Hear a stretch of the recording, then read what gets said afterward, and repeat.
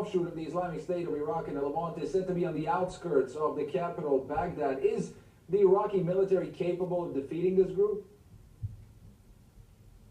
Well, I mean, the Iraqi military has shown previously that it was able to stand up to those terrorist groups. But we mustn't forget that there has been a dramatic surge, an unprecedented surge in the power, influence, and prowess of the Al-Qaeda in Iraq, whatever you want to call it. And the principal reason for that is actually the arming, funding, logistical support, and even paying salaries to the mercenaries who converged on Syria. And all those, the funding, the arming has been actually provided by Saudi Arabia and Qatar. And that's what the New York Times have actually confirmed. And that's what even the terrorist Abu Bakr al-Baghdadi has said, that the funds which went to al-Nusra has actually come to us because al-Nusra is part and parcel of Al-Qaeda in Iraq. And we always share all those resources. The funding has actually escalated after the Battle of Al-Qasir, and after Saudi Arabia has become the main,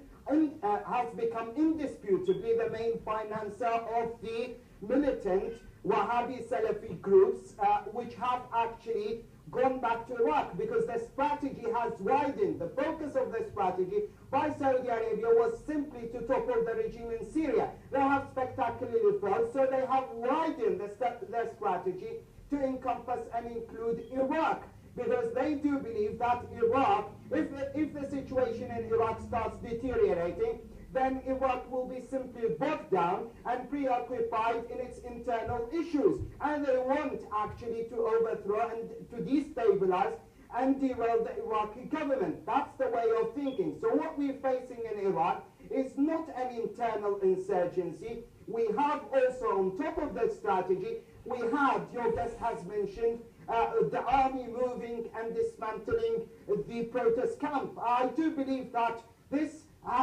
should have been done much earlier. It took a government 1 year to dismantle the protest camp, although everyone was acutely aware that those protests have turned into the main recruitment sergeant for Al-Qaeda.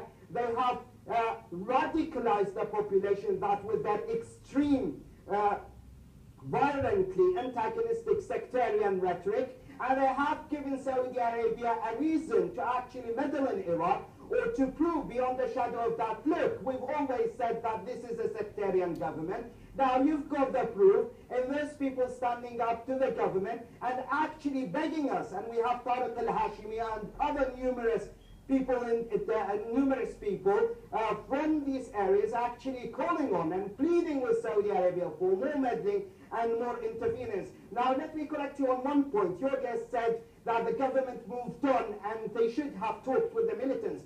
I find it highly surprising. I mean, how can the government negotiate with terrorists? Nobody negotiates with terrorists. Those militants are Al-Qaeda militants. They are hell-bent on slaughtering and savaging Iraqi people, dismantling the entire political process, and they are backed up by tribal leaders. Let's not forget Ali Hatim Sleiman. He is leading what he calls the Anbar, or what he calls the Fallujah tribal military council, and he's backing up Al-Qaeda, and he's hiding in Al-Fallujah. And let me remind you also, it was after the army moved in to dismantle the camp that Al-Nujayfi openly, and Al-Muttahidun said, we give the government 48 hours to withdraw the Iraqi army. And they have always, this is a spectacular failure that Al-Nujayfi haven't been held accountable. Okay, Mr. Isa, unfortunately I have to cut you off there. Just let me finish this point.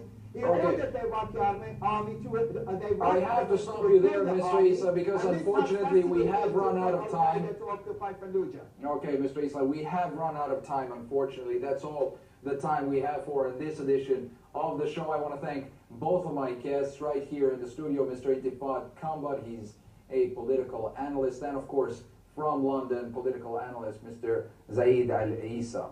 And thank you for watching. We will of course continue to bring you the latest results that come out of those elections right here on Etejah. Goodbye for now.